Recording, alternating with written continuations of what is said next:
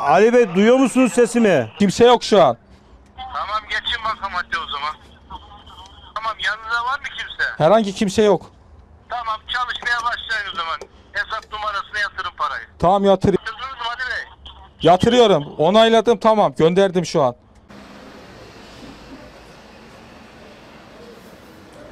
Pandemiden dolayı konut ve arsa fiyatları fahiş oranda bir yükselme oldu. Bununla beraber sahtecilik de çok yüksek derecede arttı. Batman'da olduğu gibi tüm Türkiye'de de bu şeydir. Sahtecilik almış başını gidiyor. Bu da alıcı ve satıcılar neye dikkat etmesi gerekiyor? Tabii bunu her ilana inanmaması gerekir. Bununla baksın vergi levhası var mı? Ondan sonra ticaret taşınmaz yetki belgesi veya Ticaret Bakanlığı'nın verdiği yetki belgeleri var mı yok mu? Bunlara dikkat edilmesi lazım. Çünkü genelde bunlar düşük fiyatlarla kandırılıp şeye koyuyorlar. Tuzağa çekiyorlar bu vatandaşları. Vatandaşlar bundan dolayı ciddi mağduriyet yaşıyorlar. Ve bu mağduriyeti önüne geçilmesi için gerek devlet gerekse emniyet olarak bunun önünü kesmeleri lazım. Emlakçılar Dernek Başkanı olduğum için çok şikayetler bana geliyor. Kapıcı emlakçı olmuş. Bina yöneticileri emlakçı olmuş. Kuyumcu emlakçı olmuş.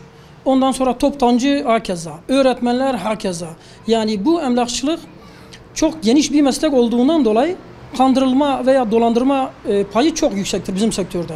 Hem yüksek rakamlar hem de mesleğimiz geniş olduğundan dolayı vatandaşlar çok mağdur oluyor bu durumdan.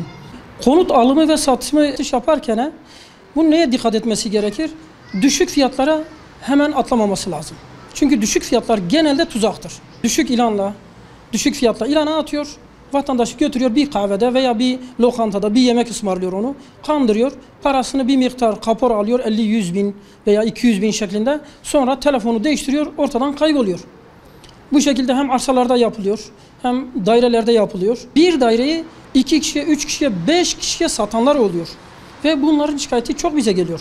Mesela bunlardan bütün emlakçı arkadaşlar da mağdur oluyor. Sahteciliğin önüne geçmesi için veya vatandaşların bu tuzağa düşmemesi için kesinlikle iş yeri olmayan bir emlak üzerinden çalışan veya vergi levhası olmayan, ticaret taşınmaz yetki belgesi olmayan vatandaşlardan mümkünse almaması tavsiye ediyoruz. Burada da vatandaşların uyanık olmasını istiyoruz.